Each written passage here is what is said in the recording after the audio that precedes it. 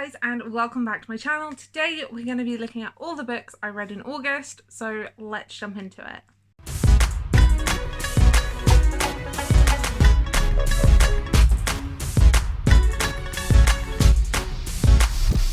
First book I picked up in August was A Girl Like That. In this, we're following a girl named Zarin, and at the very beginning we know that she has died in a car accident, and we follow the events that lead up to her death and kind of the circumstances that led to her having a bad reputation. It was very good, it was very sad, and it is very hard hitting. I think that if I was, 15 to 17, I would have found this really hard hitting. But for me, I found that I wanted just a bit more meat to it. Just expanding on some topics and things, but I still gave it 4 stars, and I highly recommend if you're looking for a hard-hitting YA. The next book was Ace of Spades. This is another YA thriller, and in this we're following 2 kids at this it's not really a boarding school, private school, there we go, and they are being sent text, and all their information is being leaked to the school by an anonymous texter. Think Gossip Girl, but more sinister. And wow, this took me on a journey, took me on a ride. I did not expect it to go where it did, and that's why it was worth the read. I read through it so quickly and I absolutely love this. I gave this a solid 5 stars. Next book I picked up was Rebecca by Daphne du Maurier. I enjoy gothic horror so much. I really enjoy things like A Silent Companion and Mexican Gothic and They're Only Good Indians. Those were really fantastic books, and they all have gothic elements to them, and so I thought I should pick up the classic gothic book, and that is Rebecca.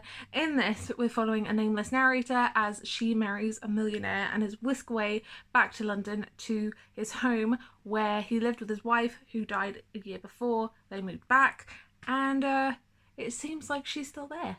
And that's all I'm going to say. It was very good. The Netflix film was a bit dodgy. I gave this 4 stars. The next 4 books, I'm not going to go into detail too much because I am filming a separate video for all of this series, and that is the Throne of Glass series. Yeah, so I read Throne of Glass, Crown of Midnight, and Heir of Fire, as well as The Assassin's Blade, which is all short stories. I gave Throne of Glass 4 stars, Crown of Midnight and Heir of Fire 5 stars, and The Assassin's Blade 3 stars. In this, we're following Selena Sadathian as she is Ardalin's assassin. She gets caught, sent to the mines, which is real hard labour and imprisonment, and then she gets taken out to maybe win at being King's Champion and all that involves, and then they just follow her journey. I like them. I can't wait to see where the other 4 books go. I had to take a break because the end of Heir of Fire just kind of hurt my heart a little bit. So, yeah. But there will be a whole reading vlog of me reading these for the first time out soon. Next, I finally finished A Column of Fire, which are my 3 Kingsbridge novels done that I own. I do realise that a prequel, The Evening and the Morning, The Dawn and the Morning, something about Saxons, has come out recently, which is exciting, but also I thought this was just going to be a trilogy, but this left off to expand into new worlds. So yeah, in this we're following Ned Willard as he is in service for Queen Elizabeth during the late 1550s and the early 1560s, and we follow his journey as he works as a spy for her, and all the people he meets, and all the what's the word? Not revelations. Riots and things. Anyways, I can't think of the word. But and the war between Protestants and Catholics, and it was very good. It was very good. Ken Follett always writes not the main character well, so just regular people doing their jobs, so not the Queen, not her advisors, but just this guy who, by chance happened to work for Queen Elizabeth, and all these people who are just ordinary. This one definitely had more extraordinary people in it, I guess, whereas the other ones follow extraordinary people, but they're kind of mundane lives. They're really hard to explain, but this is good. Ken Follett does character studies really well. He writes freaking characters that you care about, that you hate. In every book, there's characters I want to just freaking throttle, and there's characters who I can't stop thinking about and who I adore, and this book had them. This book had them, and so did his other two. I highly recommend this series. Pillars of the Earth is still one of my favourite books, and because I don't think this lives up to the scale of Pillars of the Earth. It's like 4.5, 4.75. It's good. I still really liked it.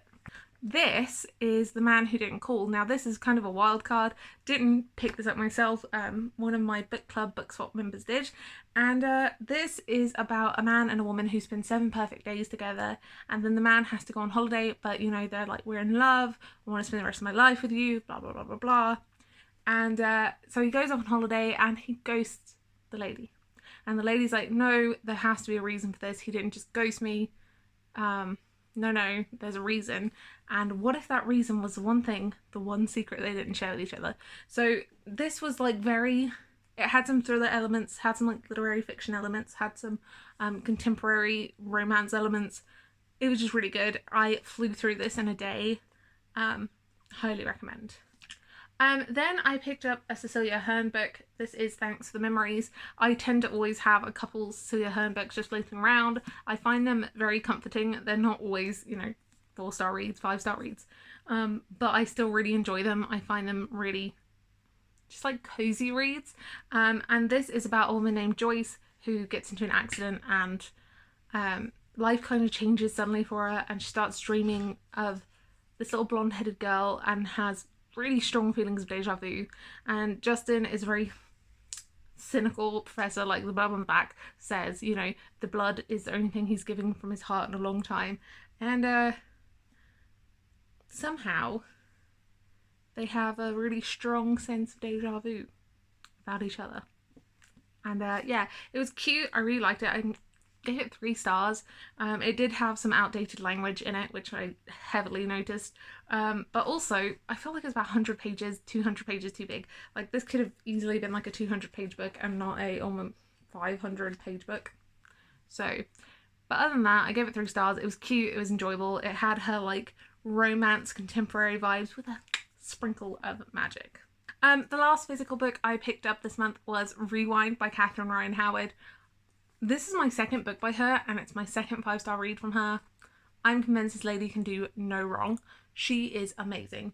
And I read The Nothing Man earlier this year, and it was just wow. It was so good. And this did not let me down. And this, we are following a lady named Natalie who is staying at a holiday cottage, and the manager there is a bit creepy. There's something a bit unsettling about him, and she has right to feel that way because he is creepy, and he has cameras in these holiday cottages. But while he's, you know, being creepy and watching the footage, the unthinkable happens, and the lady in her bed gets murdered. And we're trying to figure out what happens, but in order to figure out what had happened, we have to rewind all the way back to the beginning. This was creepy. I really, really, really enjoyed it. It was a fast-paced read, and I listened to the audiobook for this, and it was so good. Highly recommend if you're looking for a new audiobook. I also read 2 ebooks this month. Both of them were ARCs. One of them I was really late to, and that was The Dinner Guest. I didn't like this. In this, we know that someone's having dinner and someone dies, and we go back to figure out what caused their death. And it's just okay. It took some turns I wasn't expecting, which some of them were interesting and compelling, and the other ones were just weird, and it just felt really flat for me. I think this is very generic, so I gave it 2.5 stars. The end. And then my last arc, I squealed like a kid on Christmas Day when I got this approved, and that is The Heart Principle by Helen Hong. This book, you guys, is obviously 5 stars. She is a masterful writer. I really enjoyed The Kiss Quotient and The Bride Test. They're 2 of my favourite romance books of all time. And this one is a bit heavier. It deals with more heavy topics, more serious topics.